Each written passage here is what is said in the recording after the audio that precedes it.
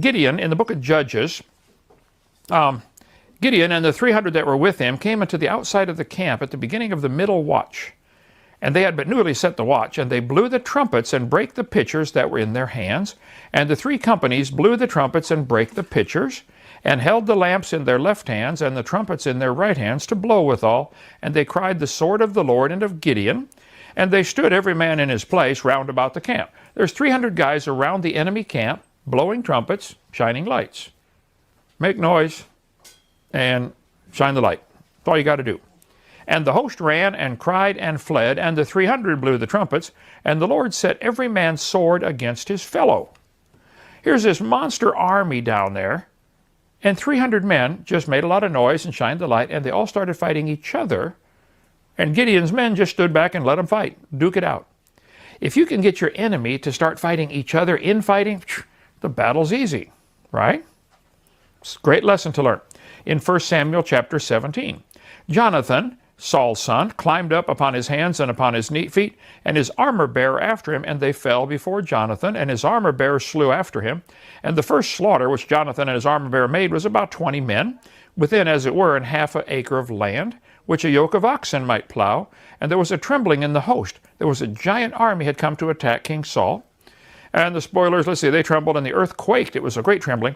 And the watchmen of Saul in Gibeah of Benjamin looked, and behold, the multitude melted away, and they went on beating down one another. Whoa, this is what you want to get. Your enemy fighting each other saves a lot of bullets on your part. Let them all fight each other. Perfect, classic Warfare 101. In Acts chapter 23, Paul had been arrested for his preaching, like a good preacher ought to be once in a while. And when Paul perceived that the one part were Sadducees and the other Pharisees. Now the Sadducees were those who did not believe in the resurrection, so they're sad, you see. And the other were Pharisees. He cried out in the council, Men and brethren, I am a Pharisee, the son of a Pharisee, and of the hope and resurrection of the dead I am called in question. And when he'd so said, there arose a dissension, an argument, a disagreement between the Pharisees and the Sadducees, and the multitude was divided. So in Acts 23, Paul used classic Warfare 101, get your enemy divided. Get them fighting each other. It makes them much easier to conquer. And if you read the passage, they left him alone, let him go. Okay. So there arose a great dissension, and the captain had to come rescue him. They were going to tear Paul apart. So the government got involved and rescued Paul from these morons fighting over what Paul was teaching. So Psalm chapter 8, King David said, When I consider thy heavens, the work of thy fingers, the moon, the stars, which thou hast ordained, what is man that thou art mindful of him, or the son of man that thou visitest him? Classic chapter. When we look at the earth or the solar system, we should say, wow, what a mighty God we serve. But here we have Christians, God's children, I think most of them are honestly Christians, fighting each other over is the earth flat or not. And it's becoming a vicious fight in the last 6 years. Here's some comments on our YouTube channel yesterday. You can go, Dr. Kent Hovind Official, go to yesterday's broadcast I did from Charlotte. I got in at 3 this morning.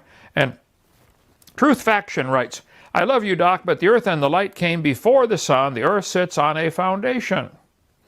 Only Jesus Saves wrote, It's flat, brother, as well as being littered with remains of life turned stone.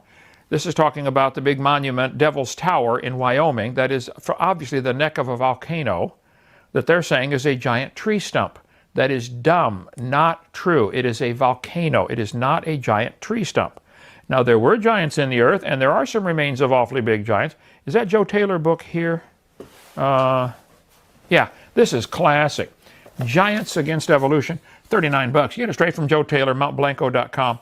But it covers all kinds of evidence of gigantic plants and gigantic insects and gigantic people. Get a hold of Joe Taylor, mountblanco.com. But there's no question there were giants. But that that volcano is not a giant tree stump. Stop saying that. You're making yourself look dumb. Okay. Let's see. Gray Wolf writes in, I would really like to see a live discussion between you, Dr. Kent, and Rob Skiba. I don't know. I've heard of Rob Skiba. I've seen some of his stuff on the internet. I don't think I've ever met him. I don't want to get into a debate on this topic. I think I'm done with it. I keep trying to be done with it. It'll come up again. But this has divided Christians, and somebody's got to stop this. This is insane. Because he does a lot of experimenting, and he comes from a Baptist church like you do. Please make it happen. I think the things will really turn interesting both for you and for us, okay? Here we go. Kana writes in, flat earth proves the Bible's account. So man has told you it's wrong and shows you the helos model, heliocentric. There is 666 all over that theory, yet you subscribe to it. Kana, listen carefully. The earth goes around the sun, and it just happens to be 66,600 miles an hour. Listen to that carefully. Miles per hour. That just happens to be our current system of measuring things. You could do it in kilometers per hour or kilometers per second or any other, and you would get a different number. The number 6 is not evil. It comes after 5. It's okay to write the number 6. Actually, it's okay to write 3 of them in a row. 666 comes after 665. Okay. Now, it is true Satan's going to use that. I understand. It's in Revelation 13. But that doesn't mean just the fact that we go around the earth, around the sun, 66,600 miles an hour, therefore, the earth is flat and doesn't move. That is not logic. Okay? Think about it for 5 minutes. Okay. T-Carp writes in, Kent, you're wrong about the flat earth. The Bible describes it. It's flat underneath and a dome on pillars. Path is narrow wrote yesterday, Kent, you're world champ at debunking evolution when it comes to the time of Jacob's trouble and the flat earth. You're terribly weak, most likely incorrect. This is the kind of stuff I deal with on our YouTube channel every day. Read the comments. Let me give you the Hovind theory. The entire flat earth movement was reintroduced about 2012, 6 years ago, probably by atheists. Here's the reason. I'm going to give you 5 reasons now and save number 6 to the end. This is controversial. You know me, Lady Di, I try to avoid controversy, right? Okay. I think atheists did this to get Christians fighting each other. And it's working. This is all of the people supporting the flat earth movement are doing it because they think it supports the Bible. And they're trying desperately to defend the scriptures, like Romans chapter 10. They have a zeal of God, but not according to knowledge. I do appreciate your zeal. I really do. Your knowledge is sadly lacking, okay? It's to divide Christians into warring camps to make them easier to conquer in the coming war. We are headed for a time of tribulation, and it's going to be against the Christians, and it's coming like a freight train, and we'd better get united and stand together. This warring camps is exactly what they want to do. It's working. Number 3, I think somebody wants to show the world the power that whoever they, the Illuminati, whatever, have to make people believe anything. They laugh about it. They can get people to believe literally anything. It is bizarre, some of the things people believe. I'll show you some of those in a minute. It's to distract Christians from the real issues like evangelism, like the Great Commission, get out soul winning. Many spend hours and hours and hours on this topic rather than go win their neighbor to Christ. They're more concerned about winning their neighbor over to believing on a flat earth than they are getting them saved. Stop. Think about that. Go read what Jesus said about that. You know how much time Jesus spent on the flat earth? None. Okay. I think they want to discredit the Bible. The atheists would love to get you to believe that the Bible teaches the earth is flat just so they can say, see, the Bible is wrong. The Bible does not teach the earth is flat. I will show you.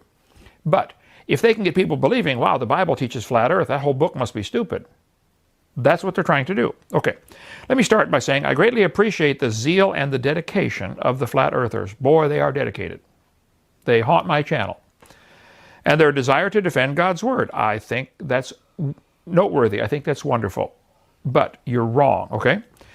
Paul said in Romans 10, I bear them record. They have a zeal of God, but not according to knowledge. This guy said, flat earth is a Jew hoax. The Bible is dead wrong. If they could get people to believe the Bible teaches the earth is flat, then they could say, see, the Bible is wrong, and it would justify their lifestyle. I don't know if it's a Jew hoax or not, but somebody started this to try to, and the people who started it don't believe in it. And they're laughing at you for falling for it. Is the earth flat? Surrounded by Antarctica, the ice ring, and nobody's allowed to go there because it's off limits and the government will shoot you if you walk in there. There's a great conspiracy. And NASA's all the pictures are lies, and all of your phone map programs, and it's all a big conspiracy. Google's involved, this is what they teach, okay? Everybody's involved. All the maps are wrong. For the last 2,000 years, everybody that's drawn maps of a round world, they're all lying. Okay. Well, first let's define some words like flat. It means smooth and even, without marked lumps or indentations. I think you could take a look just about any place on the world and see it is not flat. There are mountains, okay? Mountain or mountains are mentioned 461 times in the Bible. The Bible does not teach the earth is flat. There are hills. We got one right outside that door, okay? It's only 3 feet high, but it's a hill, right?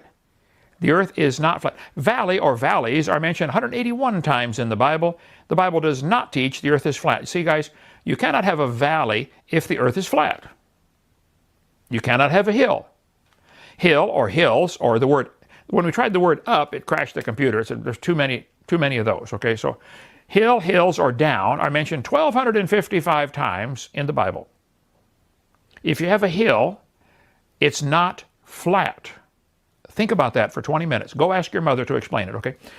The waters prevailed exceedingly upon the earth, and all the high hills under the whole heaven were covered. The Bible teaches there are hills. You all agree with that, right? And the Bible teaches there are mountains. Okay. The Bible says he sits on the circle of the earth. We'll talk about that in a minute. And the inhabitants thereof are as grasshoppers. Now hold it. Are people who are made in God's image, Genesis 1, really grasshoppers? Or is this what's called a metaphor? The people, the inhabitants thereof are as grasshoppers. It's called a metaphor. The Bible is full of them. And when you watch Michael Rood's program in a month when it comes out, he interjects right here a whole bunch of other examples from the Bible with his knowledge of Hebrew and Greek, that the Bible is full of this. It's common sense. People do this all the time. The Bible says he sits on the circle of the earth. Is the earth really a circle? Well, it just so happens that I taught geometry for 15 years. There is no such thing as a circle. A circle does not exist except in imagination. It is because if it has any height at all, even the thickness of your ink, if you draw a circle on a piece of paper, your ink left behind has got a certain thickness to it. It is now a cylinder. Right? Technically, there is no such thing as a circle. It's an imaginary construct for geometry, and it's practical, and we use it all the time. But in reality, it doesn't exist. If it's got any height, the thickness of your pencil or pen, it's now a cylinder. I can dig a hole in my yard and show you the earth does have some depth. Okay? It is not a circle. We have dug holes all over. We actually have a post hole digger on the back of the tractor, don't we? And yeah, it's not. Daryl, you've been digging in the earth for years. 2,300 feet. I pushed for 2,300 feet. It does have some depth. Therefore, it's not a circle. It might be a cylinder, but it's not a circle. Okay. An infinite number of circles can be drawn through any point on any sphere.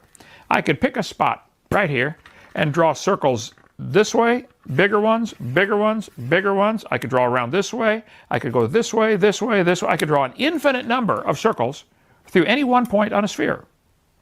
Is God sitting on the circle of the earth an obvious metaphor? Yes, it is. God could be sitting on one spot on a sphere, on a ball, and still be sitting on trillions of circles. Okay. Bible says he stretcheth out the heavens as a curtain and spreadeth them out as a tent to dwell in. Now hold on. Is the heaven that we see above us a curtain or a tent? Or is this a metaphor? I think it's pretty obviously a figure of speech, a metaphor. I don't know how much of this you understand with your Russian, but I'm sure Russian language has many metaphors also. Probably all languages do. Freddie, you speak fluent Spanish. Do they have metaphors? Of course. A Romanian? Yeah, okay. Psalm 91. He that dwelleth in the secret place of the Most High shall abide under the shadow of the Almighty. Now hold on a minute. Does the Almighty God have a shadow? The Bible says God is a spirit. How can a spirit have a shadow? Think about that. That's a metaphor, okay? I will say to the Lord, of the Lord, he is my refuge and my fortress, my God, in him will I trust. Is God a brick building? Or is this a metaphor? It's obviously a figure of speech.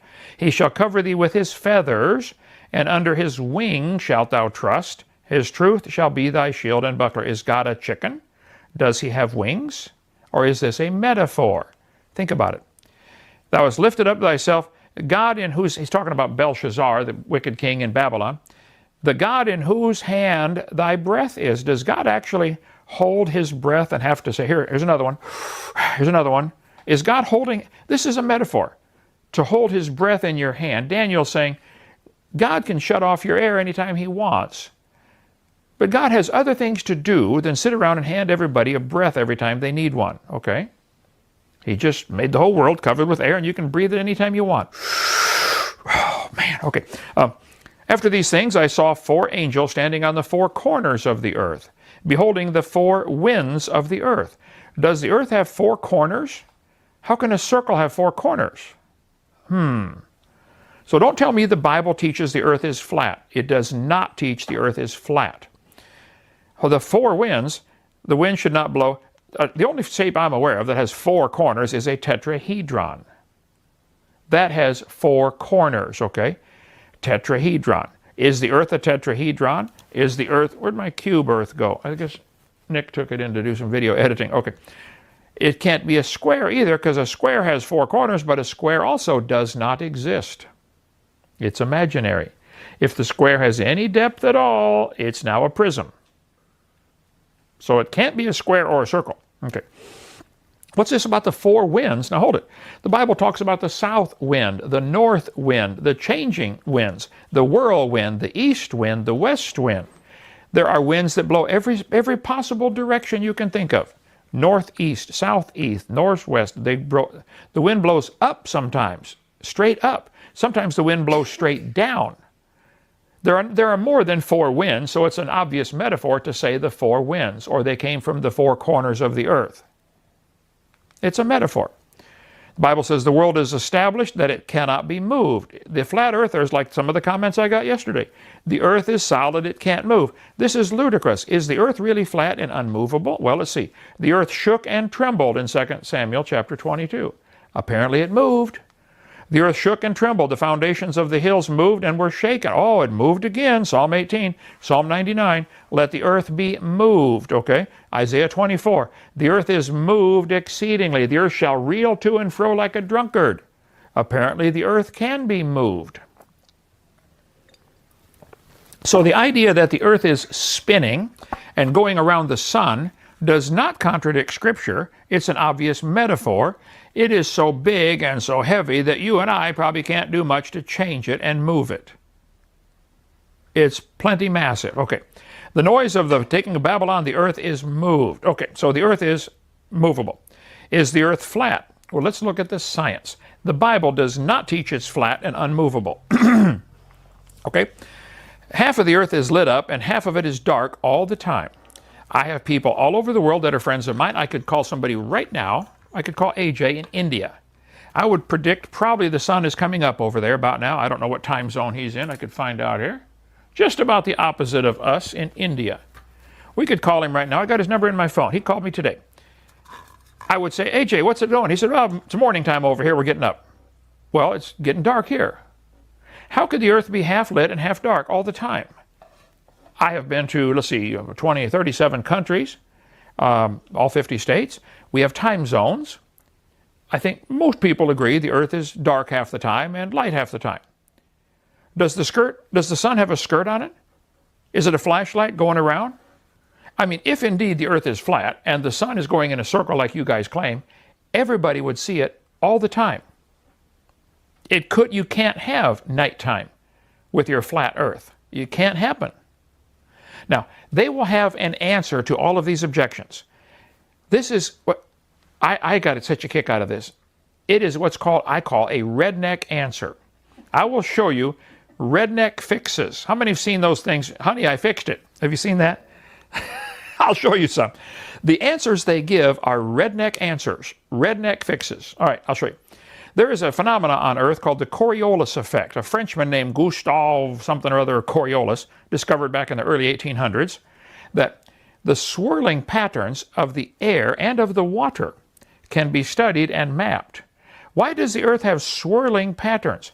Well, see, back in the 1800s, they were sailing around the world, and it's very important in a sailing boat to try to get a little extra gas mileage by having the wind behind you, or better yet, the wind and the current behind you. So they wanted to study the currents of the oceans. Why do the oceans spin at all? Why is there a Gulf Stream? Why is there a North Atlantic current and a South Atlantic current? It's because of what is called the Coriolis effect. If you've ever played football, you know if you're throwing a pass to somebody and he's running across the field this way, you're going to throw he's running this way.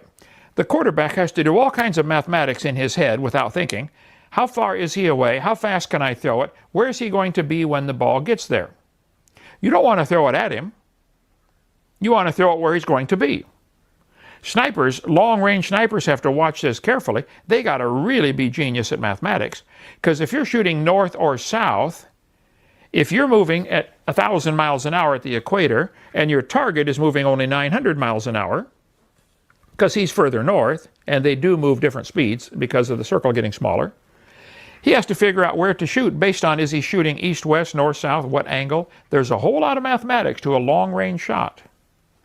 If you fired a missile from Florida to equator, you have to figure, okay, it's going to take 30 minutes to get there.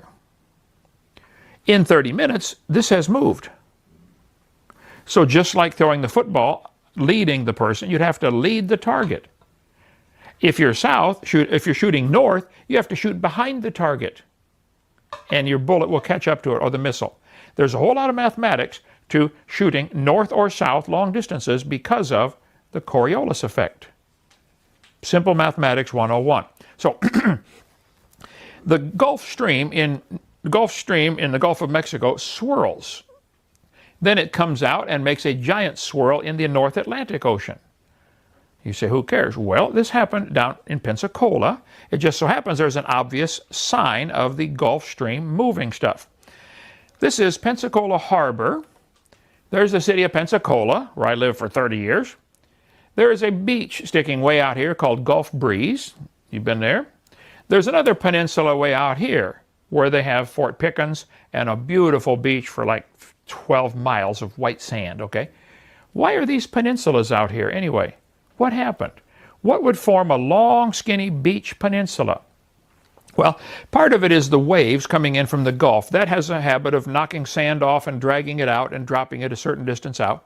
That's another story. But it's interesting. The ships would come in the harbor and have to go over here to Pensacola.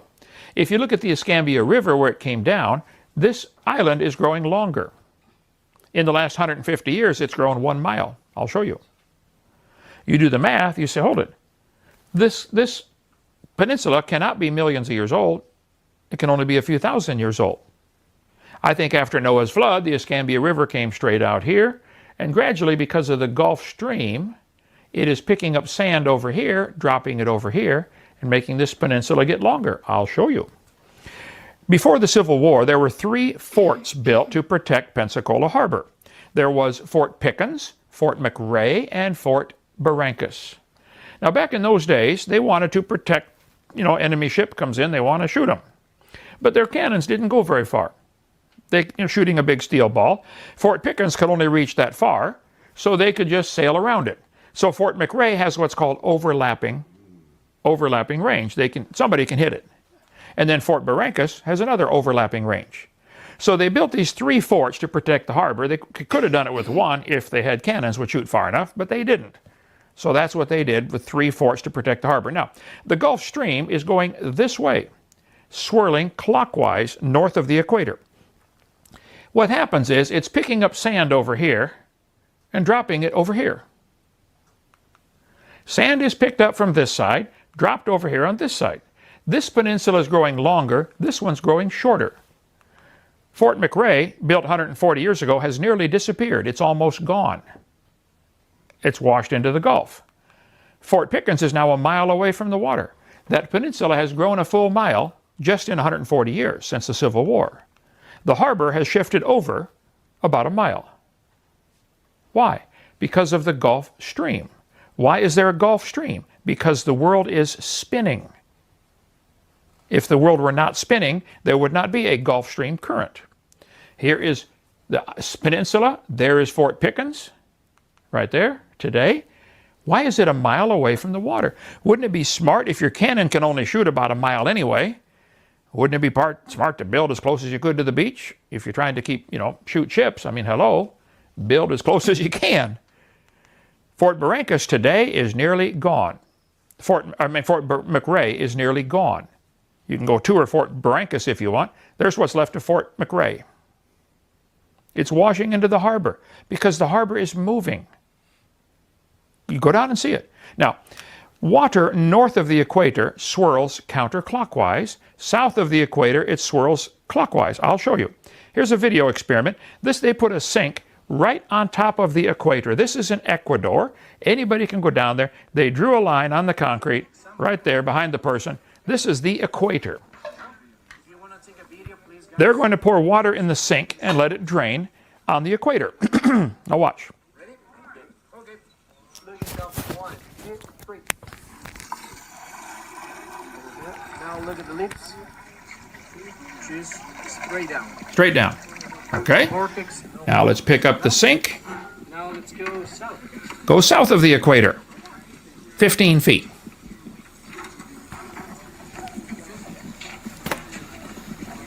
Plug the sink, fill it with water, let it stabilize a minute. Ready, guys? Pull the plug, drop some leaves in. 3. Look inside. Here is clockwise. Why does it swirl south of the equator and not swirl on the equator? Called the Coriolis effect, because the Earth is spinning. Now let's take it north of the equator, 15 feet away from the equator.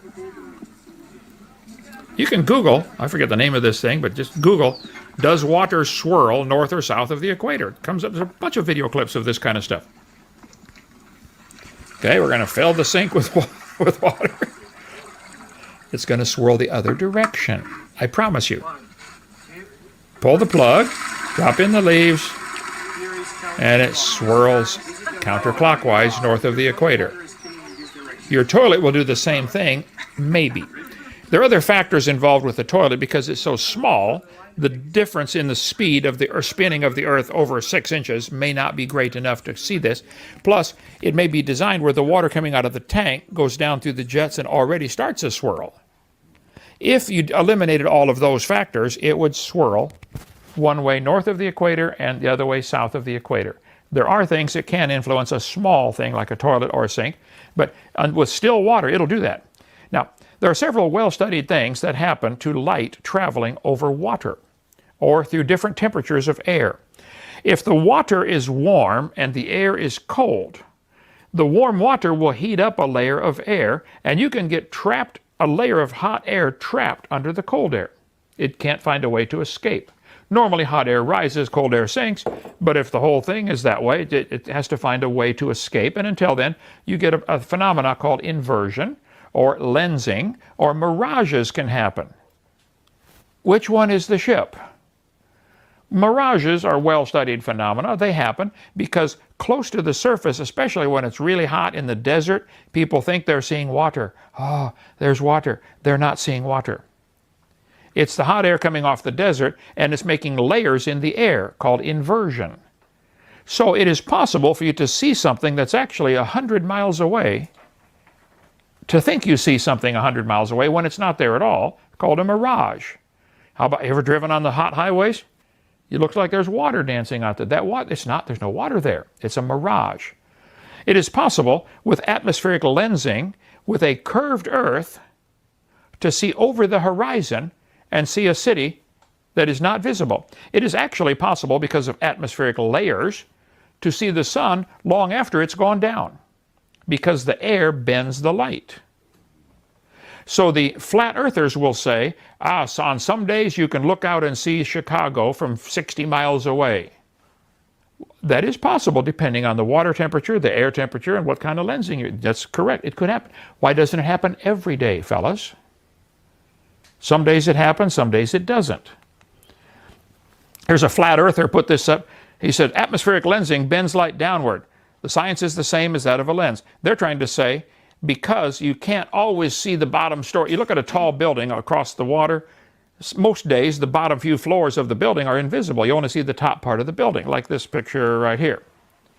On a totally flat surface, you just made this much disappear due to atmospheric lensing. So they will look at a city across water, which has a curve to it, and you can't see the bottom 5 floors or 10 floors of the building.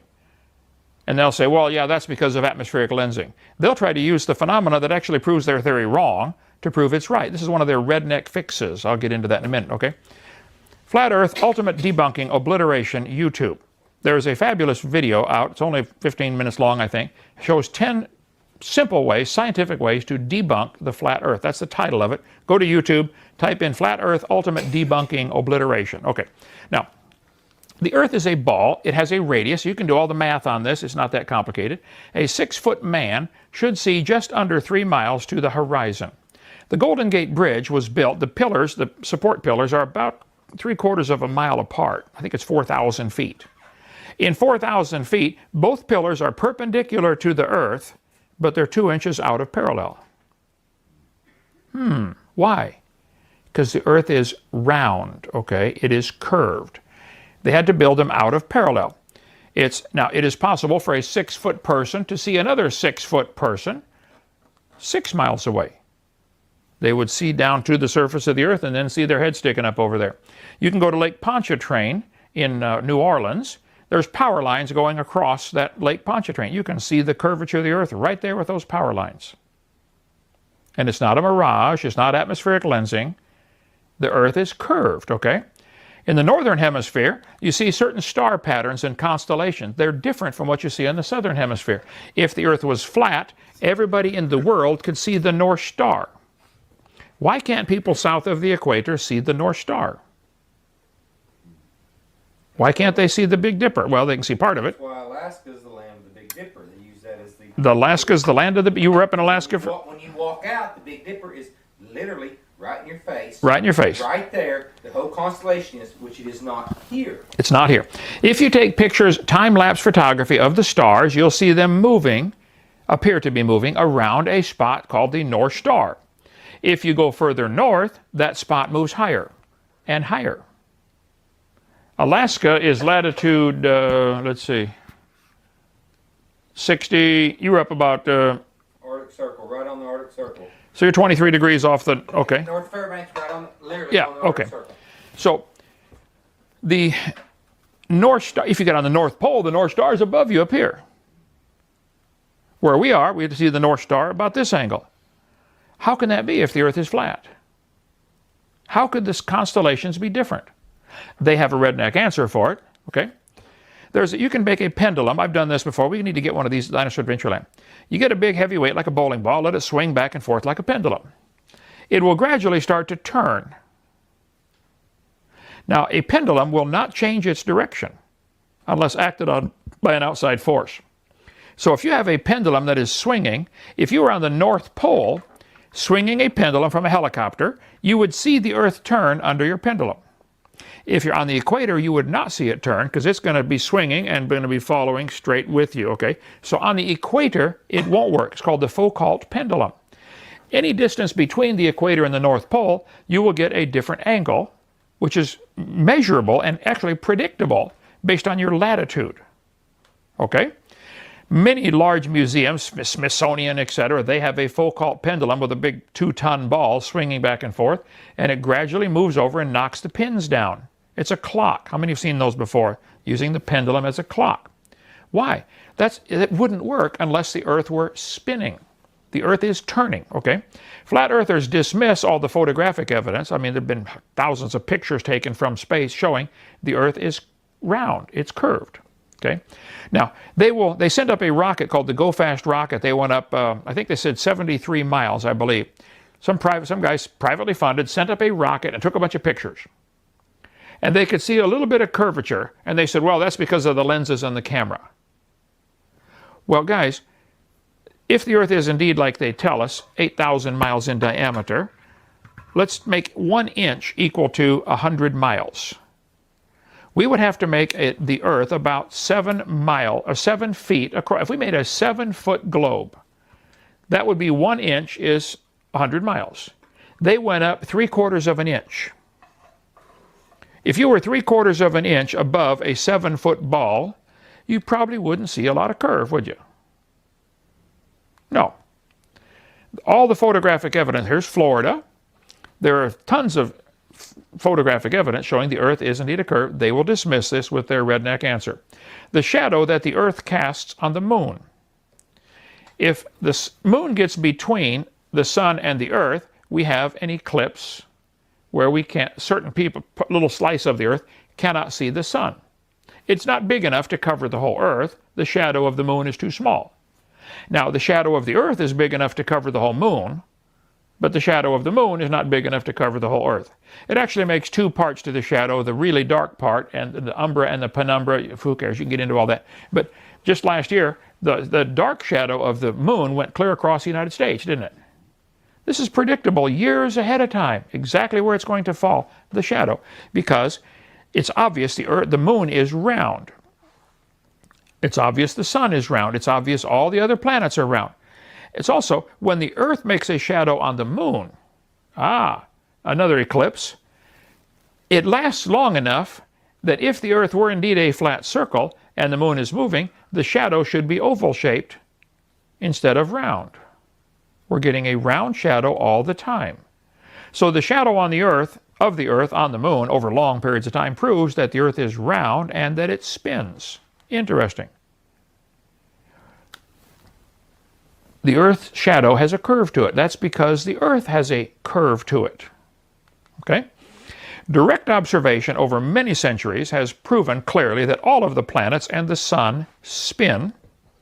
The sun spins around once every 25 days. You can see the spots moving on the solar sunspots. The planets all are spinning. That's been directly observed. They see them spinning. Now, why would God make one planet, i.e. Earth, different? God seems to like to do things the same. He designed most animals with two bones in the forelimb and a single humerus and radius and ulna. God uses the same pattern over and over. This is a design pattern that's really good. Most animals are designed with two eyes so they get binocular vision, two nostrils, two ears so they can hear and determine distances and direction of sounds coming from them, and one mouth in the front. That's because we have a common designer, not a common ancestor. You evolutionist morons need to wake up on that one. Somebody designed all these animals. Now, a drop of water, when it drips, will automatically pull itself into a circle, a sphere, a ball, for two reasons. Primarily surface tension of the water. But also, if water is dripping, each molecule of water is attracted to every other molecule. A little tiny bit of gravity. All masses attract each other. That's what gravity is, the attraction of masses. A large mass will attract a small mass, like the Earth is huge, it will attract a person and pull you down toward the Earth. Even if you're on the South Pole, it pulls you this way, and you don't think you're upside down at all. You're not. I've been to Australia. I didn't feel upside down at all. Because gravity's pulling you perpendicular to the center. So these flat earthers will say, well, if you're on the South Pole, you should be upside down and fall off. You're assuming gravity is out here someplace. No, gravity's in the center, pulling you toward the center. So yes, you can walk completely around a round ball and not even know you're walking around a round ball. If you had a giant round magnet and you had magnetic shoes on and magnetic suit on, you could walk around the round magnet. Think about it for 5 minutes, okay? So if the Earth were flat, just simple gravity would automatically pull it back into round. Because all the particles are attracting each other. It's just like a drop of water. The Earth should pull itself round. It would. Now, because it spins, it bulges a little bit at the equator, like I do anymore, but that's okay. Another story. And because of the slight bulge, it pulls the poles in, but it is so minor, so minor. I think it's about a 20-mile difference. On an 8,000-mile globe, the 20 miles is not noticeable. They say if you took the Earth and shrank it down to the size of a cue ball for pool, the Earth would be smoother and rounder than the cue ball. So that little 20-mile difference of polar contraction and equatorial expansion is insignificant. They say the Earth is pear-shaped. It is extremely slightly pear-shaped because of those things, okay? Because of the spin and the slight bulge. If it were going a lot faster, it would be out like a Frisbee. But because of its spin once a day, 1,038 miles an hour at the equator, 0 at the poles, it does have a slight bulge, but it's insignificant on the big picture of things. You can take we got to do this experiment here, Dinosaur Adventureland. You get 2 lead balls. Lead is not magnetic. It can't be influenced by a magnet. Get 2 lead balls on the end of a rod and hang it from another rod. Then park 2 more big lead balls next to it. Near it, not touching. Just get 2 heavy lead balls. This thing will automatically turn over and touch them. They can actually measure the torsion. How much does it deflect it? It puts a pressure on it because of gravity. The mass of this ball is attracting the mass of this ball. They do all kinds of experiments on YouTube. You can see the experiments. They'll take a ball weight hanging from a spring to measure how much it weighs, precisely to the thousandth of a gram. Then they just slide a big lead ball under it. Don't touch it. Just slide under it. And all of a sudden it gets heavier. Why would it get heavier just by sliding a lead ball under it? It's not magnetic attraction. It's gravitational attraction. Because masses attract each other. That's the phenomena that God created called gravity. Okay. Every particle of Earth attracts every other particle. The Earth would automatically pull itself into a round ball if it were flat. Now, flat earthers have an answer to just about every theory you can bring up and every question. I'm sure they've got an answer to all of these, and there'll be 50 YouTubes made on this broadcast. Enjoy yourself. Okay. I've not seen any answer that cannot be refuted, but it's a waste of time to me. I have a different dragon to slay, evolution. The only reason I'm taking tonight's program on this is because, A, we're getting a lot of comments on it, and B, this is dividing Christians into two warring camps. I think it's serious. I think somebody's laughing at you. Their answers remind me of redneck fixes. Hey, honey, I fixed it. The hood won't blow up anymore. Baby redneck chair and teething ring combination. Hold the baby and give him something to chew on. Freddie, you got a baby coming in a few weeks? Here you go, brother. Get a water. Isn't that hilarious? How about this? Lawnmower wheel broke. Ah, it's okay, honey, I fixed it. There, I fixed it. Flat tire, no problem, no problem. How about this one? Redneck fix. I love this. Hundreds of them on the internet about redneck fixes. The answers you flat earthers give to these questions, like, why can't we see the sun all the time? Oh, well, because of perspective. You have no clue what you're talking about, okay? They'll say, well, the sun's only 30,000 miles up there, some ridiculous number. No, it is 93 million miles away, and it spins, and we go around it. And it's 880,000 miles in diameter. The science is correct on all that. Now, I understand NASA has lied before, and they will lie again, no question. And they're not against starting conspiracies. They started one with the flat earth, and you fell for it. That's the conspiracy. Yeah, that's their... Okay, Hovind theory. I think this was started, reintroduced 6 years ago, to see if Christians would fall for it so they could laugh at them, and they're laughing at you. To divide Christians, and that's working. To show the people that they have power to make them believe anything. To distract Christians from the real issues, to discredit the Bible. And number 6, to give Satan and his fallen angel something to laugh about. They know they can get some people to believe anything. I think they're laughing at you for believing this.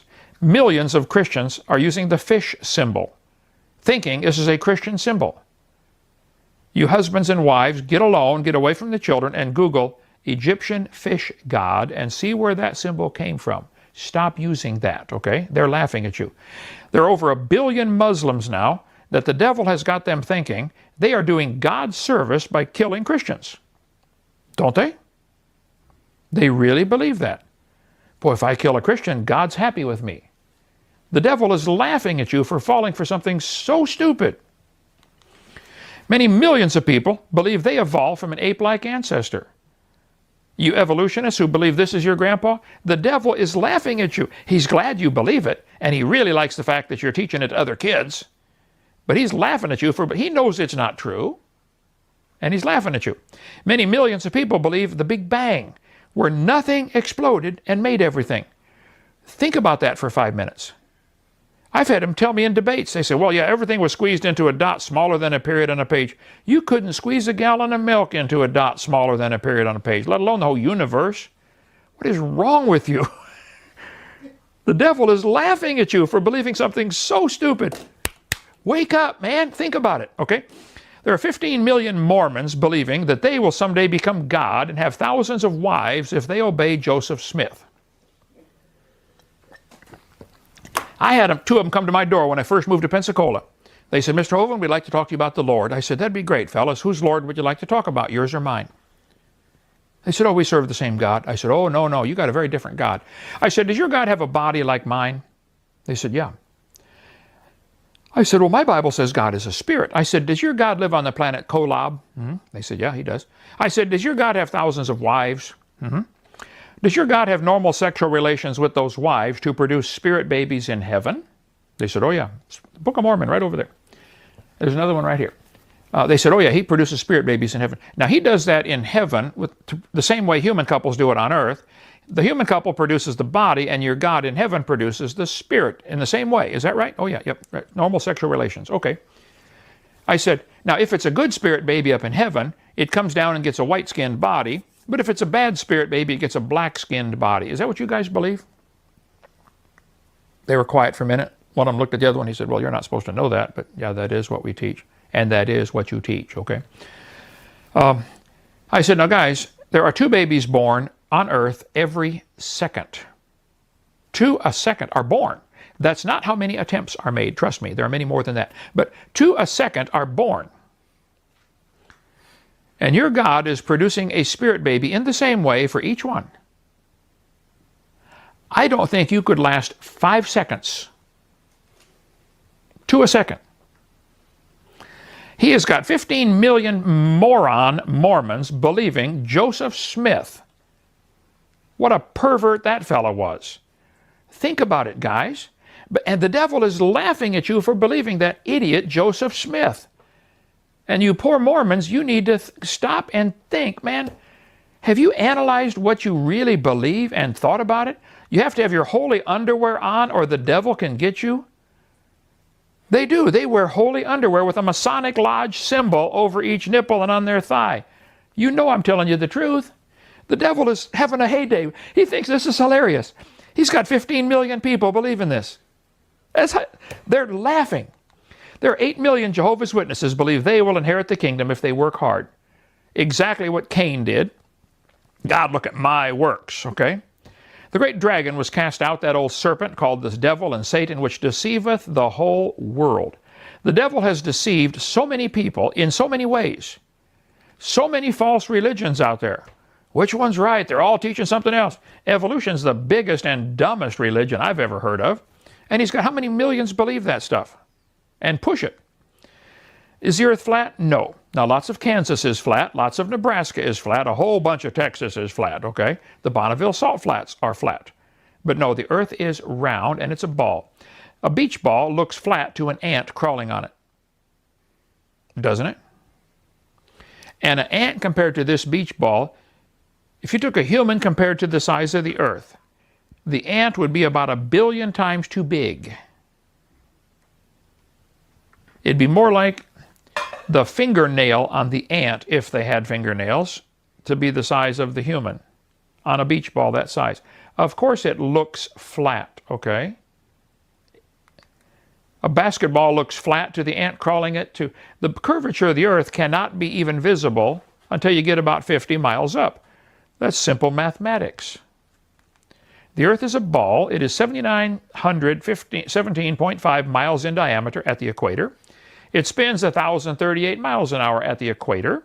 It goes around the sun, and none of these facts contradict the Bible. The Bible is correct. There are metaphors about the earth having 4 corners. It's a metaphor, fellas. Learn some English, okay? It is scientifically a fact the earth spins, the earth goes around the sun, and nobody pays me to teach this. I'm not part of any conspiracy. I didn't get a letter from the Illuminati saying you better teach this, okay? I'm about as anti-New World Order as they get. I spent nearly 9 years in prison for standing up for my beliefs, okay? And I would do it again if I had to. I think we should stand up for what's right, okay? I am not hired by anybody to teach these things.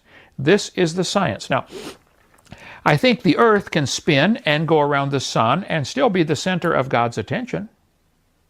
It doesn't have to be the center of the universe with everything going around it. It doesn't have to be. If all the stars are going around the earth, you know how fast they'd have to be going? Much simpler to say the earth is spinning, causing them to look like they're going. They could be sitting perfectly still and look like they're moving across the sky just by the spin of the earth. That's simple. Common sense 101. They couldn't move fast enough to go around the earth every 24 hours. They would have to go a zillion times more than the speed of light. It's not happening. I'm sorry. It's just not happening. If the earth is flat and the sun is going in a circle around it, What is the force causing the sun to change directions all the time? To make anything go in a circle like that, you would have to have something holding it in. Well, that's what gravity is. Where's the string holding the sun on this tether so it stays in a circle around the earth? I feel sorry for you flat earthers. I'm sure I'm going to get 1,000 negative comments and people are going to unsubscribe. I want to help. I am concerned for the bigger picture that we have got Christians fighting each other, and this is what concerns me. I think it's dumb. I think you fell for the line of Satan, and I think God made the world, and God loves the world, and we are the center. This is the only place where life exists. This is it.